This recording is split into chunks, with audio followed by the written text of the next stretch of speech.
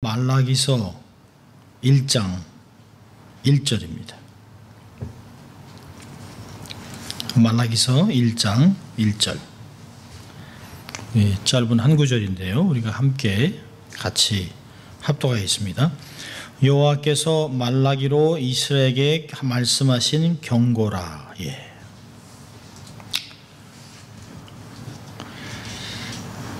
오늘은 말씀하시는 하나님이라고 하는 주제를 가지고 말라기서를 강의를 시작하려고 합니다. 말라기서는 소선지서 12권의 마지막입니다. 구약 성경의 마지막이기도 하죠. 이 말라기서 후에 예수님의 탄생까지 400년 동안의 침묵기간입니다. 선지자 역할도 없고 말씀의 선포도 없고 어떤 영적인 것도 아무것도 없습니다. 마치 영적인 암흑기간을 400년을 지나게 됩니다. 그리고 때가 돼서 인간의 몸으로 하나님이 오셨다라고 하는 말을 갈라디아서 4장 4절에 얘기하고 있습니다. 400년 동안 예언자의 말씀이 들리지 아니하는, 그런 후에 세례 요한이 유다광에 나타나서 천국 복음을 증거할 때까지 침묵기간이 400년입니다. 하나님 말씀이 들리지 않는다라고 하는 것은 이스라엘 사람들에게는 저주죠.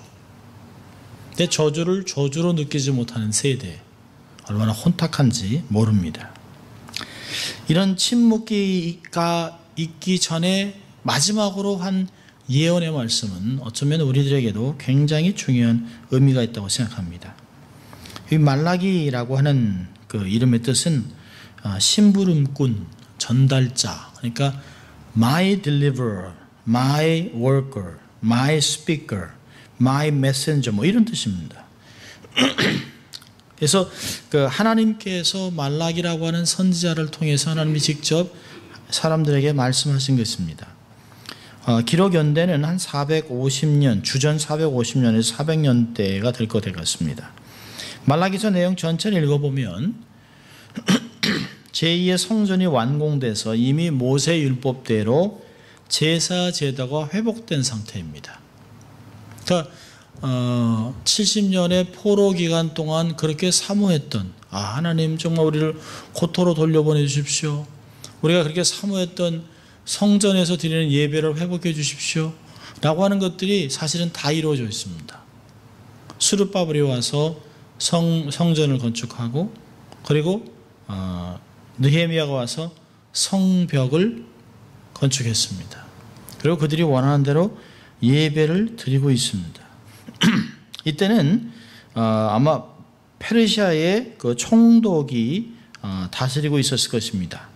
보면 8절에 보면 너의 총독에게 드려보라 라고 하는 총독은 페르시안 가버너를 얘기하는 것이에요. 그렇다면 이 말라기서는 성전이 회복되었음에도 불구하고 페르시아의 영향력이 있는 그런 시대가 되겠습니다.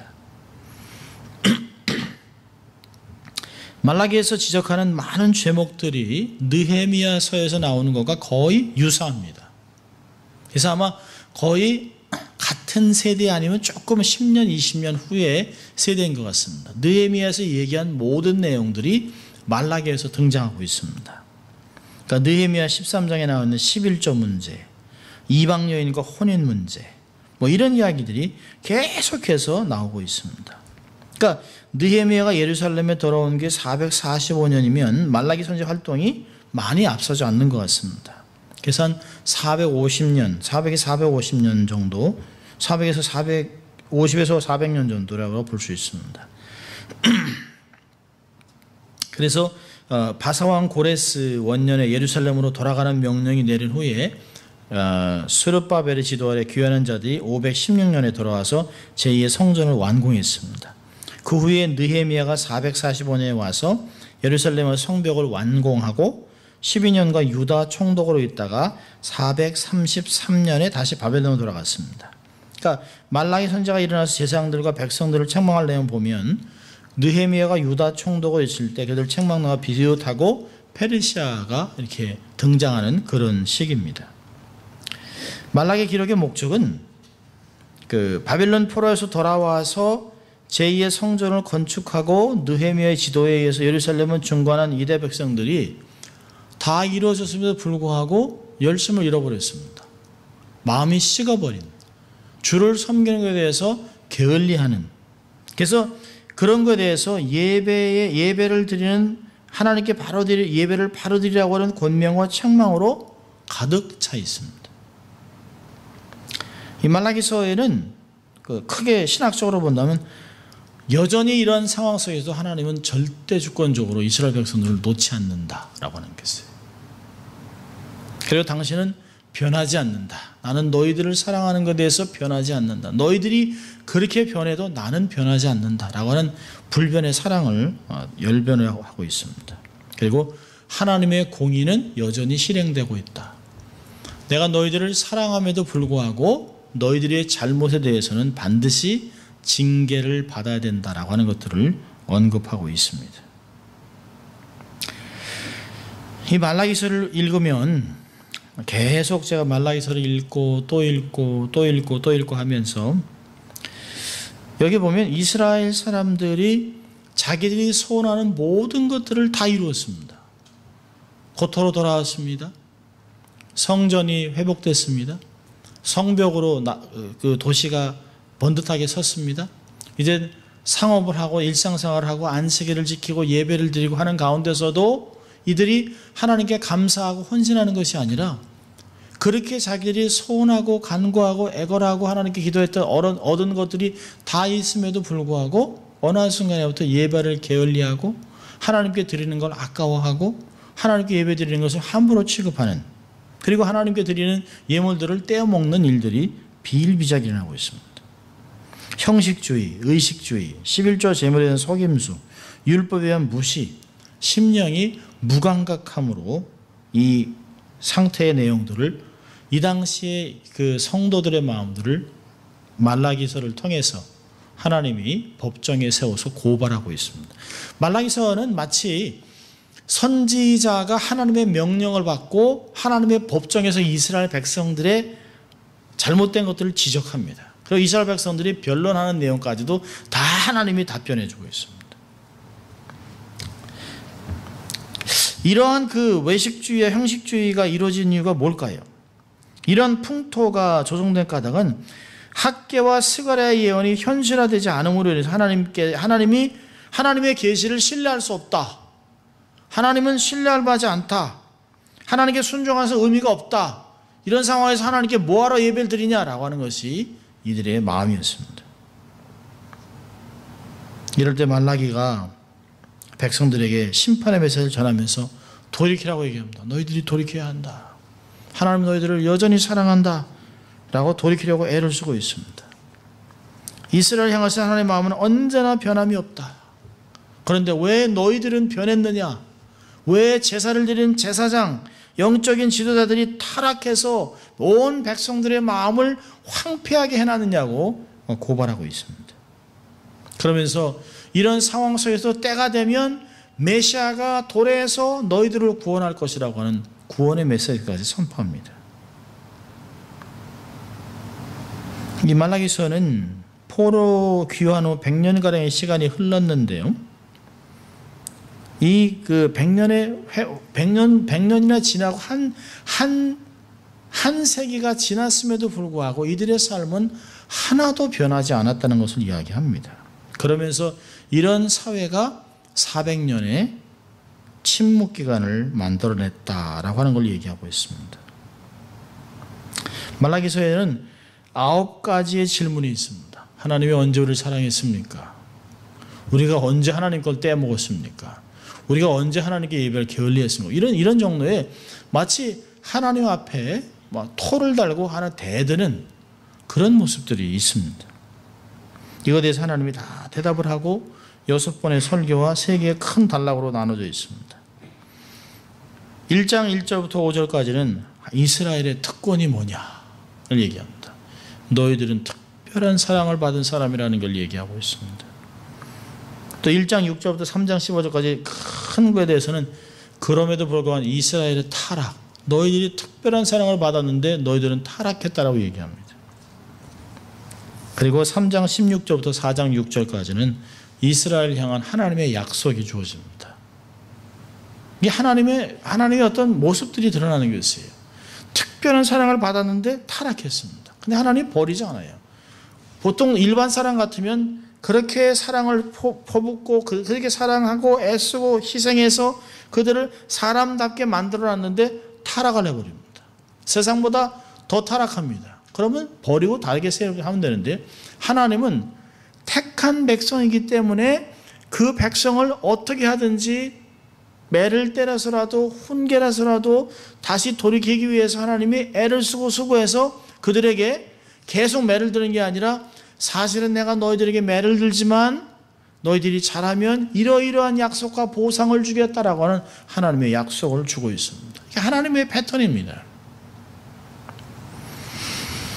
보면 말라기로 이스라엘에게 말씀하신 경고라. 일단 하나님이 말씀하신다는 게 뭘까요? 하나님의 관심이 있다는 것이에요. 세상에서 제일 무서운 게 뭘까요?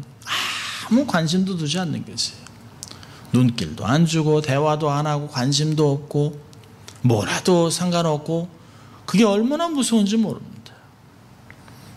한 번은 그 고아로 자란 사람이 그랬습니다. 정말 아버지한테 한번 매를 맞아봤으면 좋겠다 그러더라고요. 그 사실 평상시에 많이 맞고 자란 사람들은 모르죠. 맞는 게 뭐죠. 근데 자기에게 나무랄 사람이 하나도 없다라고 하는 게 얼마나 서글픈지 모른다는 것이에요. 잘했다고 칭찬하는 것보다는 잘못했을 때 넌 그러면 안 돼. 아니 네가 어떤 사람인데 내가 어떻게 태어났는데 우리 집안이 어떤 집안이라고 하는 말은 얼마나 부러운 말인지 모른다고 얘기하더라고요. 여러분 말라기를 통해서 하나님께서 이스라엘에게 경고하시는 이 말씀은 하나님의 관심이 대단하다는 것이에요. 그럼 본문에서 말씀하시는 것이 하나님께서는 우리에게 계속 말씀하시고 계십니다. 자, 히브리서 1장을 볼까요? 우리 히브리서 1장 성경을 좀 찾아보면서 다음 주부터는 제가 좀 아웃라인을 좀 드리겠습니다. 히브리서 1장 히브리서 1장 1절과 2절입니다. 우리 같이 읽습니다. 옛적에 선지자들로 여러 부분과 여러 모양으로 우리 조상들에게 말씀하신 하나님이 이 모든 날 마지막에 아들로 우리에게 말씀하셨으니 이 아들을 만유의 후사로 세우시고 또 저로 말미암아 모든 세계를 지으셨느니라. 예, 그렇습니다. 옛적에 예수님이 오기 전에는 선지자들을 통해서 여러 가지 모양으로 여러 가지 부분으로 말씀을 많이 하셨다는 것이에요. 하나님은 말씀하시는 하나님입니다. 말씀으로 천지를 창조하셨습니다. 그리고 족장들을 찾아오셔서 말씀하셨습니다. 찾아오셔서 말씀하시고 대화하면서 비전을 허락하셨습니다. 명령하셨습니다. 권고하셨습니다. 축복하셨습니다. 또 목사들을 통해서 지금도 또 개인적으로 이 성경을 통해서 하나님은 계속 우리에게 말씀하고 계십니다. 창세기부터 현재까지 하나님은 계속해서 말씀하시는 하나님입니다. 그렇다면 답은 간단합니다. 그 말씀하신 하나님의 말씀을 들으면 되는 것이에요. 구약에서는 선지자들, 하나님의 사람, 주의 종들이 하나님의 백성들에게 설교를 통해서 계속 전달했습니다. 이스라엘 백성들은 광야에서 40년 동안 매일 말씀을 듣고 율법을 듣고 하나님의 말씀이 저에게 임했습니다. 말씀 임할 때 막 번개가 일어나고 천둥번개가 치고 땅이 흔들리고 지진이 나고 구름이 뜨면서 하나님의 임재와 함께 하나님의 말씀을 들었습니다. 그러자 출애굽기 20장 19절에 모세에게 백성들이 얘기합니다. 당신이 우리에게 말씀하십시오. 하나님이 직접 말씀하게 하지 마십시오. 무섭습니다. 당신이 가서 듣고 우리들에게 말씀해 주십시오. 그래서 모세가 백성들에게 하나님을 대신하여 만군의 여호와의 말씀이 이러하니라 라고 하는 말을 계속 얘기합니다.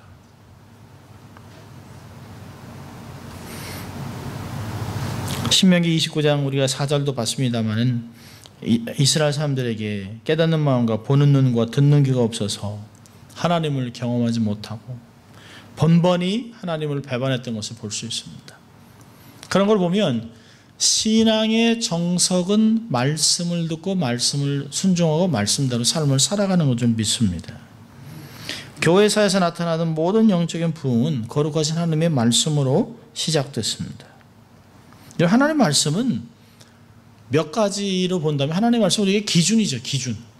스탠다드입니다. 마치 아모스 7장에 7절과 8절에 나오는 것이 다림줄 같은 것이에요. 우리가 옛날 그 미장이들이 이렇게 벽돌을 이렇게 쌀 때 보면 벽돌을 쌀 때 반드시 이렇게 줄을 달아서 이렇게 추를 내립니다. 그게 다림줄입니다. 우리 생각에는 잘 쌌다고 생각했는데 다림줄을 딱 내려놓으면 한쪽을 기울고 삐뚤빼뚤해지는 걸 볼 수 있어요. 우리가 우리 마음대로 인생을 막 개척하고 세워나가고 애를 쓰고 하는데 하나님의 말씀을 딱 내려놓으면 그것이 기울은 것을 자주 발견할 때가 있습니다. 정말 이게 잘 건물을 잘 짓는 사람 보면 항상 자를 재고 다림줄을 내려서 올바로 세워지고 있는가를 보면서 건물을 짓는 것을 볼 수 있습니다. 우리의 인생을 세워나갈 때 우리의 생각, 나 계획, 내 경험으로 하는 것이 아니라 하나님의 말씀을 기준으로 어떻게 무엇을 왜 어디로 가야 할 것인가 무엇을 해야 될 것인가를 늘 생각하면서 자기의 인생을 세워나가는 것이 너무나 중요하다는 것이죠. 하나님의 말씀을 다림줄이라고 얘기하고 있습니다. 두 번째로 하나님의 말씀은 나침반입니다. 시편 119편 105절을 보면 주의 말씀은 내 발의 등이요 내 길의 빛입니다. 우리의 삶은 정말 항해하는 것 같습니다. 우리가 가끔 그러잖아요. 정말 요즘 앞이 캄캄합니다. 이 앞이 캄캄하다는 게 내가 소경이 됐다는 게 아니잖아요. 맹인이 됐다는 게 아니잖아요. 세상에 길이 많은데 어디로 어떻게 갈지를 모른다는 게 있습니다. 목회도 캄캄할 때가 있어요. 관계에서도 캄캄할 때가 있습니다. 비즈니스를 하면서 캄캄할 때가 있잖아요. 평상시도 똑같은데 먹먹하고 캄캄해요. 앞이 캄캄해요. 이걸 어떻게 체크를 배우고 어떻게 이거 페이먼트를 하고 이걸 어떻게 하지? 캄캄해질 때가 있습니다. 그럴 때 어떤 사람이 탁 도와주면 마치 빛 같은 것이에요. 근데 우리는 가끔 우리 방식대로 가다가 길을 잃어버릴 때가 있습니다. 길을 잃어버리고 어찌할 바를 몰라요. 주의 말씀은 내 발의 등이요 내 길의 빛입니다. 하나님이 인도해 주는 대로 가면 실족하지 않는다는 것이죠. 나침반입니다. 더 많이 있어요. 마른 꿀보다 달고 등불이고 비와 눈이고 불이 되고 방망이가 되고 물이 되고 검이 되고 단단한 식물이 되고 거울과 같이 우리 내면을 비춰준다는 하는 말씀이 엄청난 유익을 많이 얘기하고 있습니다. 성경의 유익은 말을 할 필요가 없을 정도입니다. 성경은 얼마나 유익한지 몰라요.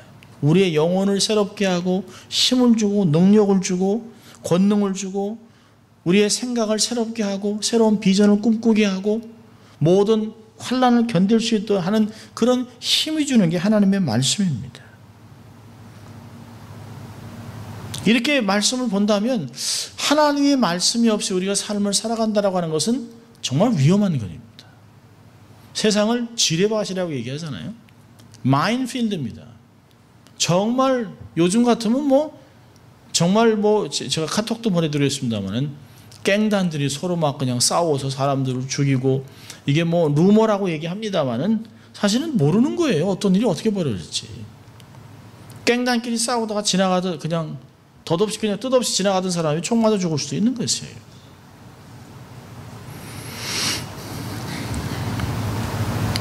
얼마나 무서운지 모릅니다.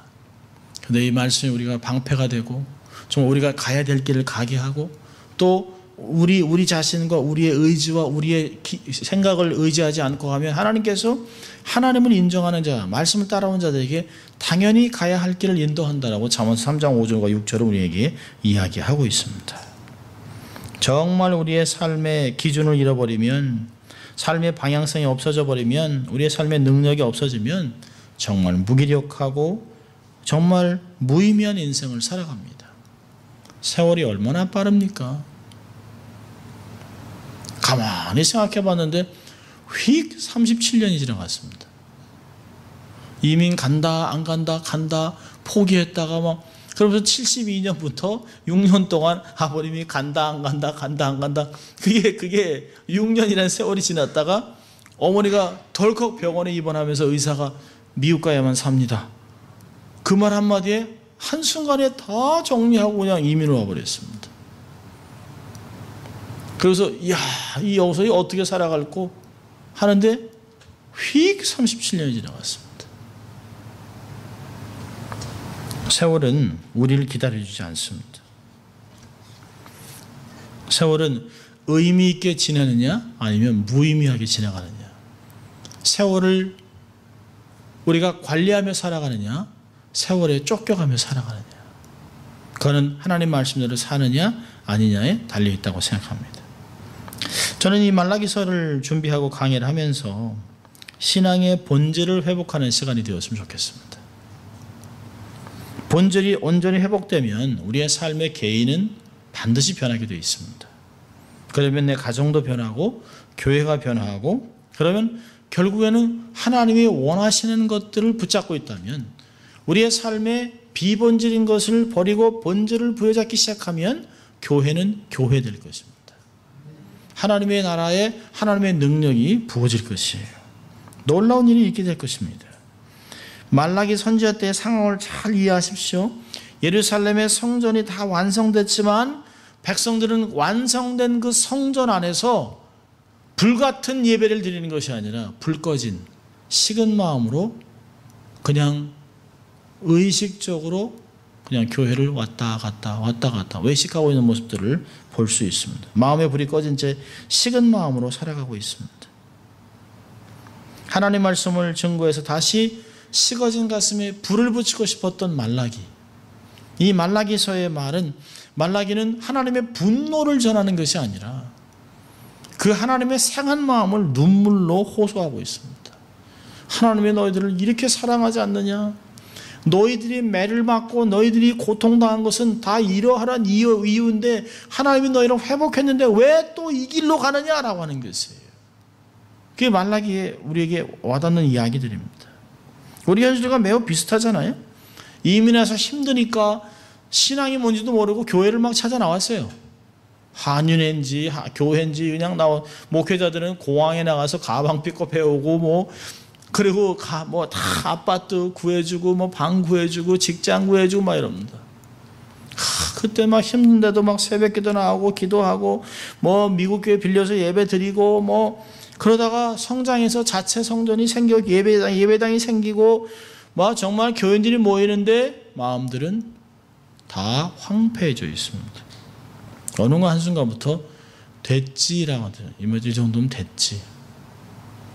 신앙이 다 무너져 내렸습니다.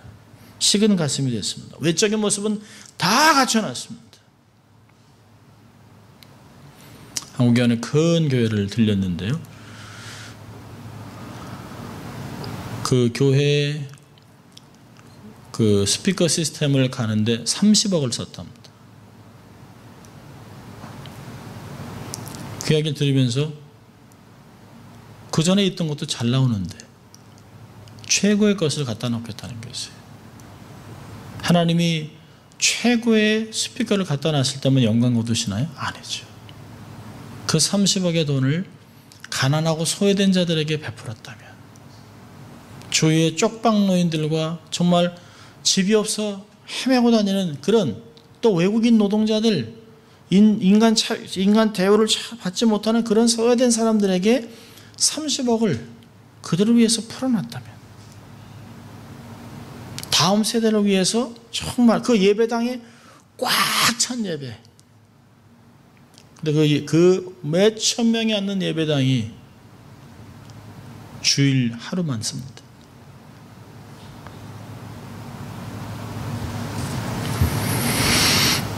외적인 모습은 갖춰놓았지만 신앙이 나태해지고 형식적이 되고 무기력해진 사람들에게 심령에 불을 붙일 사람이 필요했습니다. 그 사람이 말라기입니다. 심령에 불을 붙이기 위해서 부름받은 선지자가 바로 말라기입니다. 어떤 면에서는 미국이 익숙해졌습니다. 예배도 익숙해졌습니다. 교회 나오는 것도 익숙합니다. 성경도 익숙하게 찾지만 내 삶에 뭔가 식어있는 말씀에 대한 열정이나 하나님을 향한 갈망이 식은 우리들에게 말라기는 어떤 면에서는 귀한 메시지가 될 수 있습니다. 정말 여러분의 삶에 성령의 불이 붙고 다른 사람들에게도 불을 붙이는 그런 심령들이 될 수 있기를 바랍니다. 자, 우리가 하나님 말씀을 계속 듣잖아요. 하나님 말씀을 계속 듣고 또 듣고 또 듣는데도 우리는 왜 변하지 않을까? 그걸 생각해 봐야 합니다. 왜 우리의 신앙의 중심은 흔들리고 있는가? 말씀이 틀려서 그런 건 아니죠. 우리가 말씀을 안 듣기 때문에 그런 것은 아닙니다. 말씀을 듣고 있습니다. 저는 두 가지로 보는데요. 첫째는 말씀을 계속해서 듣는데도 삶에 병이 드는 이유는 뭘까요? 믿음을 화합하지 않기 때문에 그렇습니다. 자, 우리 히브리서 4장 2절을 봅니다.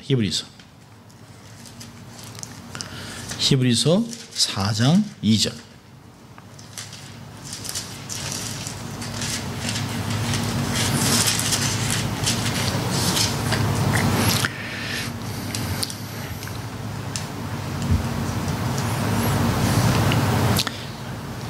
우리 3장으로 먼저 가서 볼까요? 3장 15절부터 19절까지.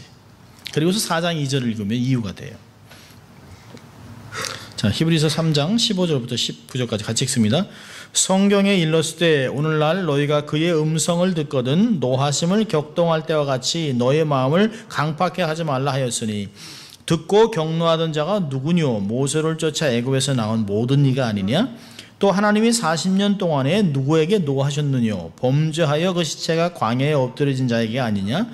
또 하나님이 누구에게 맹세하사 그의 안식에 들어오지 못하게 하셨느뇨? 곧 순종치 아니하던 자에게 아니냐? 이로보건대 저희가 믿지 아니함으로 능히 들어가지 못한 것이니라. 예, 15절부터 논리적으로 얘기합니다. 하나님이 도대체 누구에게 격노했느냐? 다 모든 사람 아니요? 말씀을 순종하지 않는 사람들입니다. 모세를 쫓아 나온 사람들이에요. 모세를 쫓아 나오지 않은 사람이 하나님을 격노케 한 것이 아니에요. 하나님이 그들을 해방하겠다, 출애굽하겠다고 해서 그 말을 듣고 쫓아온 사람들이에요. 그렇다면 출애굽의 감격 때문에 하나님을 섬겨야 되는데 그들이 하나님을 격노케 했습니다. 왜 그랬냐는 거죠? 17절 보니까 40년 동안 하나님께 범죄했어요.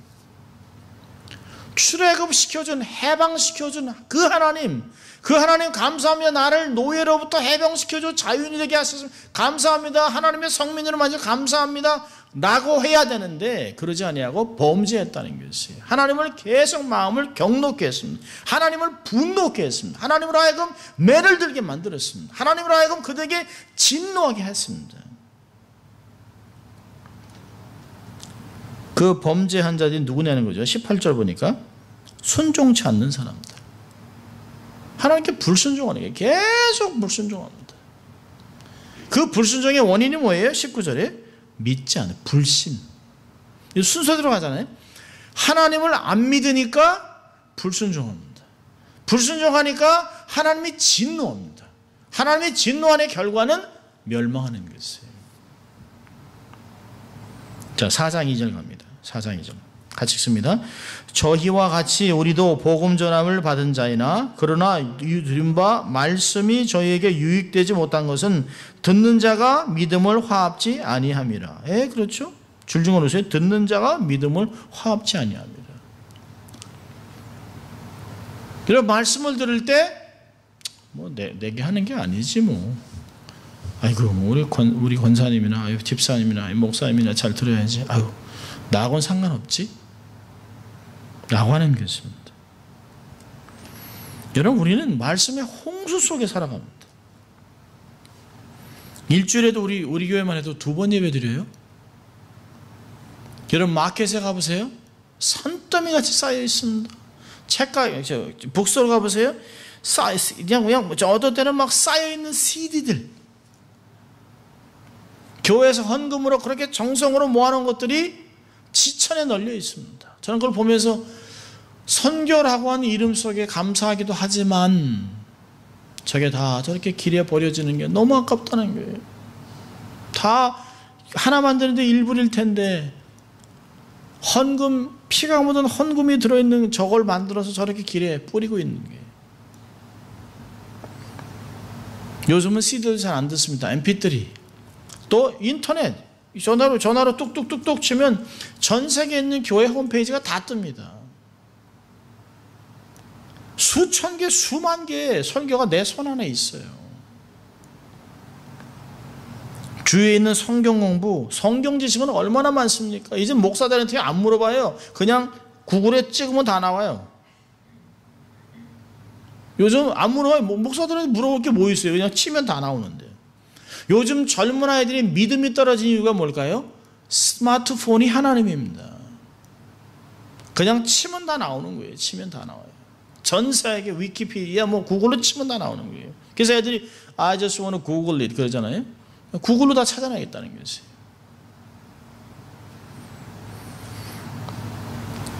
성경 공부도 성경 지식은 엄청나게 쌓였는데 능력이 나타나지 않습니다. 왜 그럴까요? 꿈도 없어요. 비전도 없어요. 왜요? 믿음을 화합치 않기 때문에. 믿음을 화합한다는 게 뭐예요? 내 인격을 동원하는 것이에요. 말씀은 분석하고 판단하는 이성적인 그런 대상이 아닙니다. 우리는 어느 순간부터 하나님 말씀에 토를 달고 의문을 제기합니다. 그러니까 심령의 깊은 곳에 말씀이 우리의 삶을 기경하지 못하는 것이에요. 그냥 빈 외침이 되는 것입니다. 그런 말 많이 듣잖아요. 설교 괜찮네. 여러분, 설교는 괜찮네라고 듣는 것이 아닙니다. 설교는 내 심령을 갈아엎는 데 필요한 것이에요. 내 내면을 살리는 데 필요한 것이지 내 귀를 듣고 괜찮네, 들을만 하네 라고 하는 것이 설교가 아닙니다. 어느 한순간부터 설교가 아주 세상에 있는 만담이나 조크나 세상 이야기로 전락해버렸습니다. 강단의 영광이 사라져버렸어요. 저는 어떤 면에서 요즘 이렇게 우리가 찬송가를 부르면서 옳거니 우리가 본질로 돌아가야 되겠다는 생각을 합니다. 뒤에 앉아있으면 옛날에 우리가 부흥회 할 때, 심령 사경회 할 때 박수치고 하나님 말씀 듣기 위해서 마음을 기경화해서 막 그렇게 찬송했던 그런 때, 막 그래서 마음이 뜨거워진 상태에서 강사들이 말씀을 전할 때 아멘 하면 막 정말 눈물 흘리고 콧물이 하나님께 나왔던 그런 부흥의 세대로 돌아가야 됐다는 생각을 합니다. 그저 하도 많이 들은 내용들이라 삶에 변함이 없어요. 아멘도 안 합니다. 믿음을 화합하지 않아요. 그 나하고 what does it have to do with me? 그 나랑 무슨 상관이 있어요? 더군다나 구약은 요즘 설교도 하지 않습니다. 제가 존경하는 존 맥가더 목사님은 설교를 구약은 거의 하지 않습니다. 신약만 지금 26년 동안 했어요.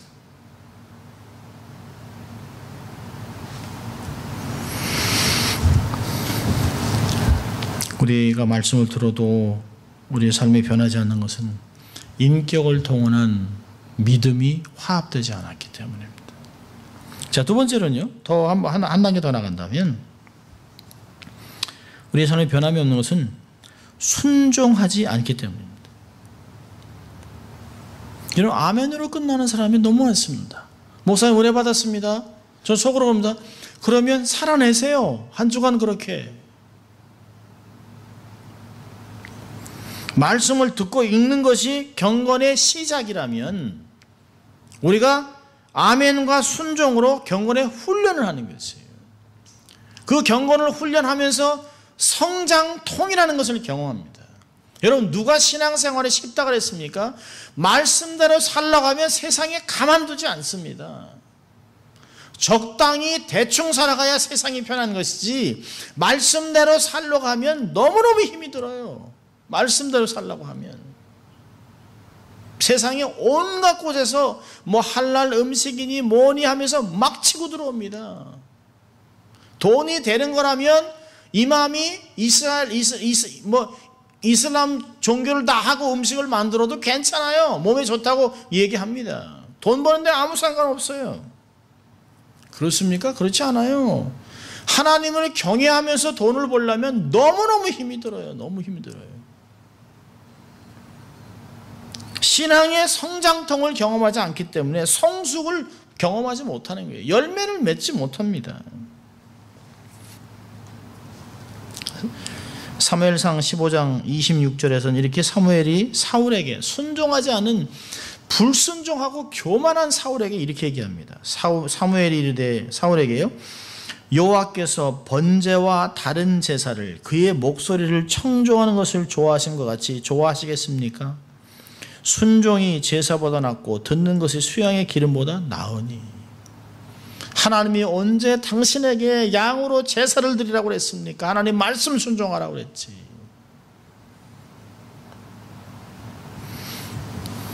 성경은 이야기합니다. 미가서 6장 8절에도 내가 하나님께 천천만만 수양을 드릴까? 내 맏아들을 드릴까? 하나님께 이렇게 헌신을 할까? 하나님이 정말 원하는 것은 하나님과 함께 겸손히 경외하면서 그분과 동행하는 것이라고 미가서 6장 8절은 이야기합니다. 그럼 신명기 30장 9절을 보면 신명기를 거의 마감하면서 모세가 이렇게 얘기합니다. 내가 내 하나님 여호와의 말씀을 순종하여 이 율법책에 기록된 그 명령과 규례를 지키고 내 마음을 다하며 성품을 다하여 내 여호와 내 하나님께 돌아오면 내 하나님 여호와께서 내 손으로 하는 모든 일과 내 몸의 소생과 내 육축의 새끼와 내 토지 소산을 많게 하시고 내게 복을 주시되 곧 여호와께서 내 열조를 기뻐하신 것 같이 너를 다시 기뻐하사 내게 복을 주시리라. 이 엄청난 모든 복의 근원은 말씀을 순종하는 데 있다는 것이에요. 여러분, 말락이랑 같은 연대에 있었던 느헤미야를 보겠습니다. 느헤미야서 9장. 느헤미야서 9장 28절부터 보면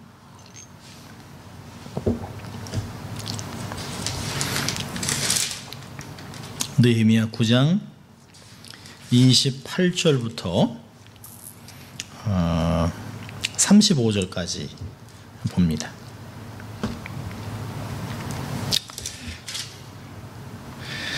사실은 뭐 반복해서 나오는 게 있어요. 그러나 하나님이 이렇게 하셨지만 너희는 그러나 하나님이 또 이렇게 하셨는데 그러나 계속 그렇게 반복합니다. 자, 그러면서요. 자, 27절 보면 그러므로 주께서 그 대적의 손에 붙이사 곤고를 당하게 하심에 저희가 환난을 당하여 주께 부르짖을 때 주께서 하늘에서 들으시고 크게 긍휼을 바라사 구원자들을 주어 대적의 손에서 구속하셨거늘. 자, 28절부터 같이 읽습니다. 저희가 평강을 얻은 후에 다시 주 앞에서 악을 행함으로 주께서 그 대적의 손에 버려두사 대적에게 제어를 받게 하시다가 저희가 돌이켜서 주께 부르짖음에 주께서 하늘에서 들으시고 여러 번 긍휼을 바라사 건져내시고 다시 주의 율법을 복종하게 하시려고 경계하셨으나 저희가 교만히 행하여 사람이 주는 행하면 그 가운데서 삶을 얻는 주의 계명을 듣지 아니하며 주의 교례를 범하여 고집하는 어깨를 내어밀며 목을 굳게 하여 듣지 아니하였나이다. 그러나 주께서 여러 해 동안 용서하시고 또 선지자로 말미암아 주의 신으로 저희를 경계하시되 저희가 듣지 아니하므로 열방 사람의 손에 붙이시고도 주의 긍휼이 크심으로 저희를 아주 멸하지 아니하시며 버리지도 아니하셨사오니 주는 은혜로우시고 긍휼히 여기시는 하나님이심이니이다.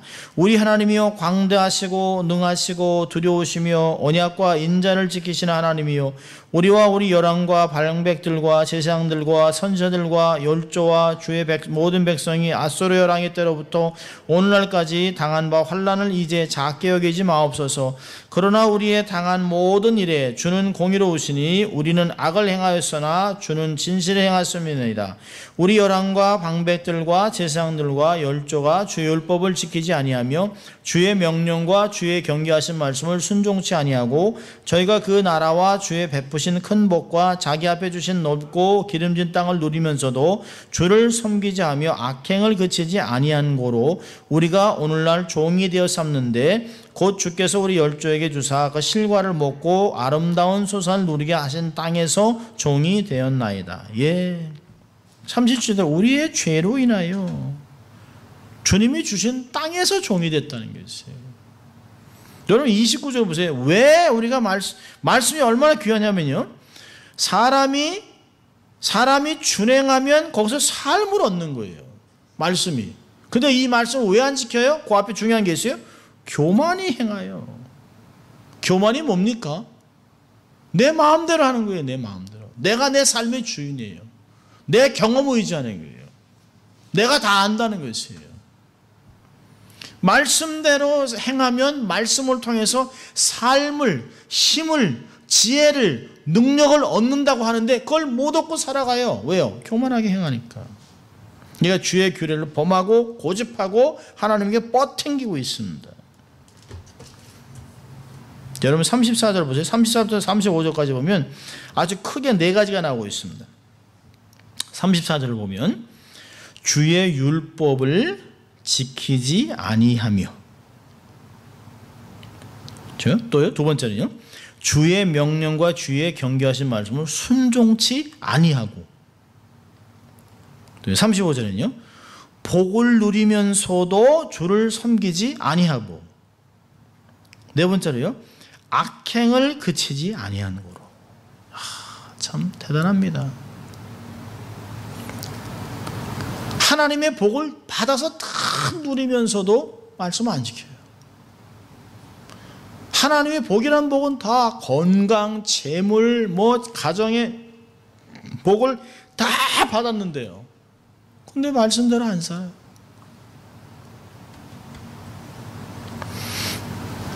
그러니까 종이 되는 것이에요.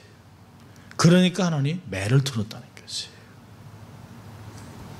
느헤미야는 그래서 그러나 그러므로 그래서라고 하는 단어를 반복해서 사용하고 있습니다. 이스라엘 역사를 쫙 설명하고 있어요. 이 느헤미야서를 읽어보면 말라기서가 얘기하는 거랑 동일한 내용들을 하고 있습니다. 역사를 얘기하면서 하나님이 너희들을 그렇게 정말 다 하지도 않고 31절 보면 주의 긍휼이 크심으로 저희를 아주 멸하지 아니하며 하나님 남겨뒀다는 거예요. 너희들만은 근데 또 성장해서 또 하나님 말씀 어겨요. 하나님 또 쳐요. 그래놓고 또 막 선지자를 보내서 막 위로해가지고 격려해서 다 데려왔는데 또 말을 안 들어요.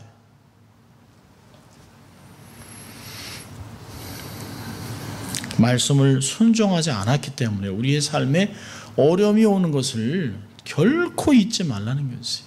다른 것이 아니라는 것이에요. 우리의 삶을 가만히 들여다보면 사람이 그래서 그런 것이 아니에요. 어떤 환경 때문에 그런 것이 아닙니다. 깊게 들어가 보면 내가 하나님을 사랑하고 하나님 말씀대로 살려고 하는 열정이 없어요. 내가 정말 손해보더라도 내가 정말 죽는 한이 있으라도 내가 정말 목에 칼이 들어와도 이 진리의 말씀을 지키겠다 이런 게 없어요. 저 자신에게도 옛날 같은 열정들이 없어요.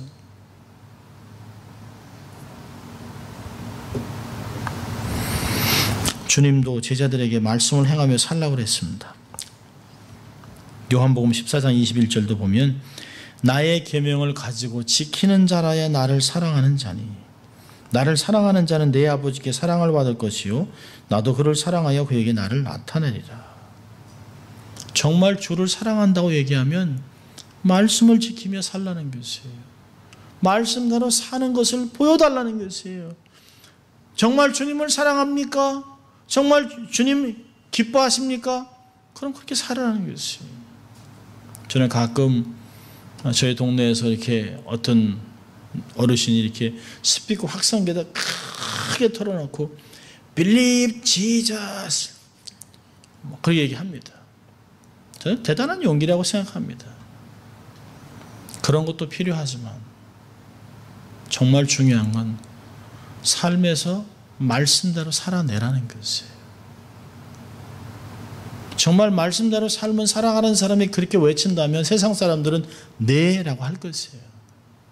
그런데 말하는 너나 잘 살으라고 얘기합니다. 말하는 너나. 당신이나 말하는 대로 사세요. 정말 교회가 교회다웠다면, 정말 성도들이 세상에서 빛과 소금의 역할을 감당했다면, 손해보는 한이 있더라도 정말 세상을 품기로 작정하고 세상 사람들을 정말 섬기기로 작정했다면 세상 사람들 우리가 외치는 소리에 삿대질하지 않을 거라는 거예요.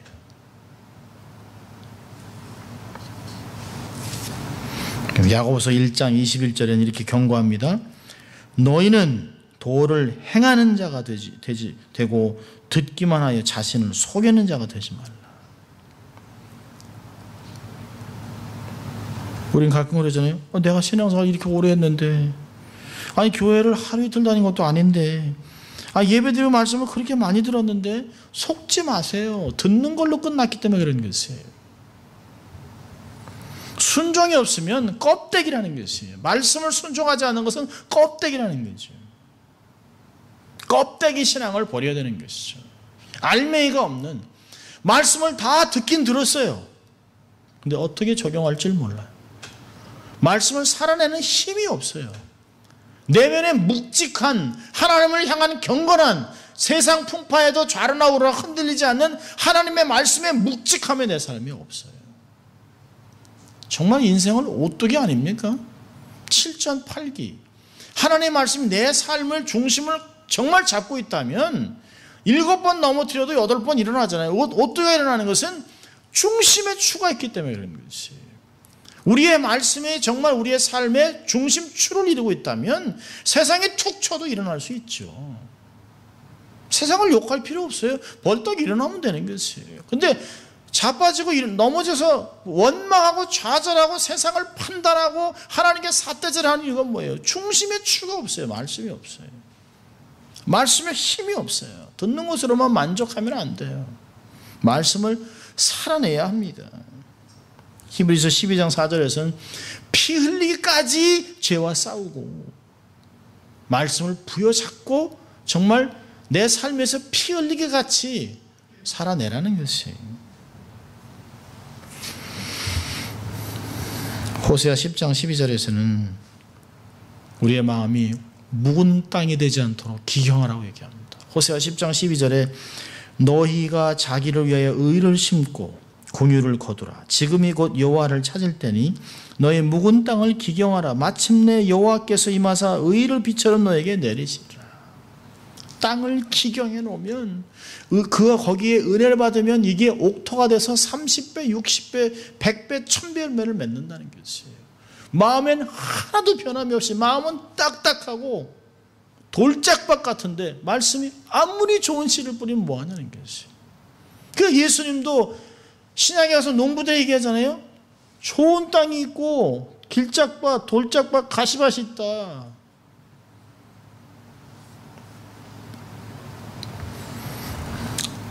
마음을 기경해야 될 필요가 있습니다. 우리는 정말 다시 본질로 돌아갈 필요가 있습니다. 본질을 놓치는 순간 우리는 변질합니다. 그리고 썩는 거예요. 그리고 우리의 삶이 변형이 됩니다. 여러분, 과일도 가만히 두면 그대로 있지 않죠? 썩으면서 이게 변형이 됩니다. 쭈그러지고 썩고 냄새납니다. 더 이상 사과가 아닙니다. 더 이상 과일이 아닙니다. 우리의 삶도 정말 가꾸지 않으면, 정말 하나님 말씀대로 살지 않으면 우리는 변형되고 변질됩니다. 변질된 그리스도인들, 몬스터들이 되는 것이죠. 마음을 관리하고 경작해서 말씀의 씨가 정상적으로 자라서 열매를 맺을 수 있도록 대가를 지불해야 합니다. 거저되는 은혜는 없습니다. 누가 은혜가 공짜라고 얘기했나요? 아니요. 은혜는 공짜가 아닙니다. 하나님 앞에 찾아 나가야 합니다. 여러분, 히브리서 4장으로 갑니다. 히브리서 4장. 히브리서 4장.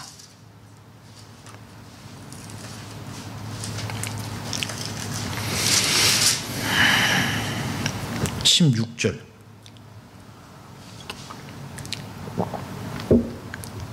같이 읽습니다.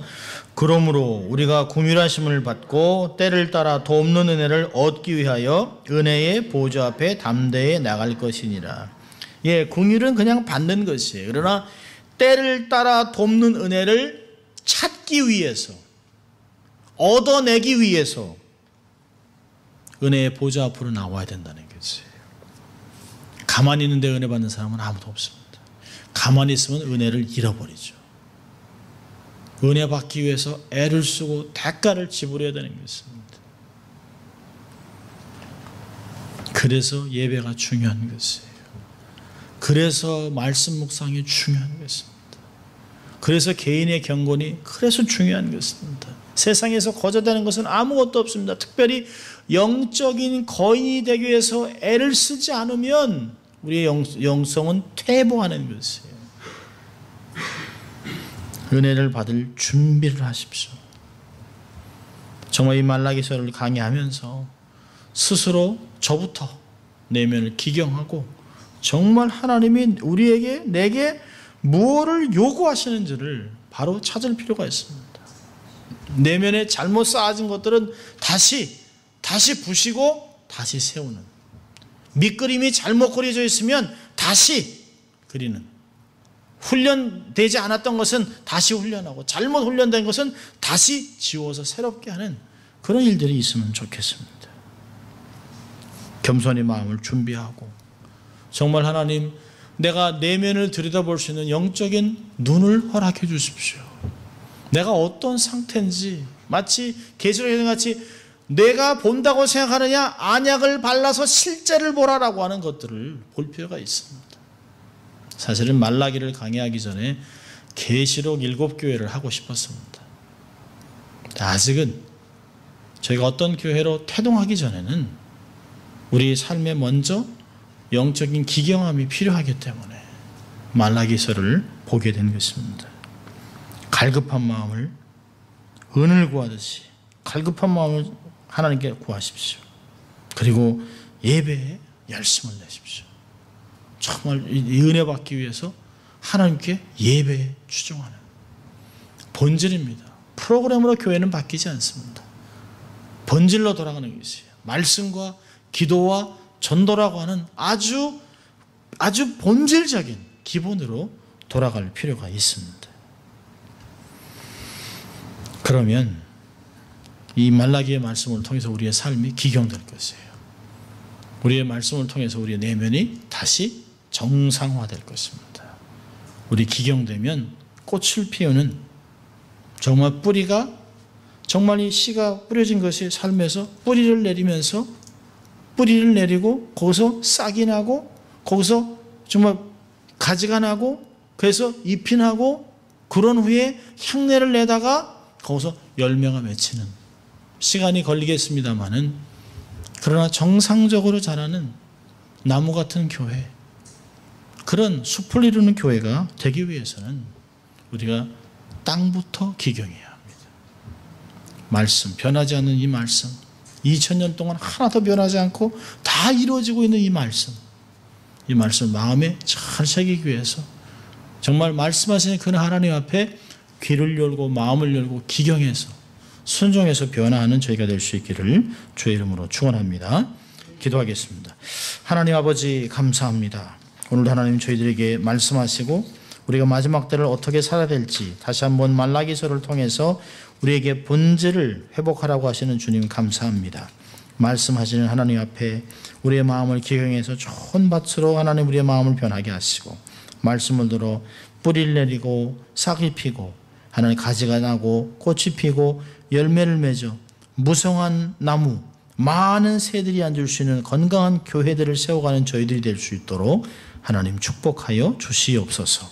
감사합니다. 예수님 이름으로 기도합니다. 아멘.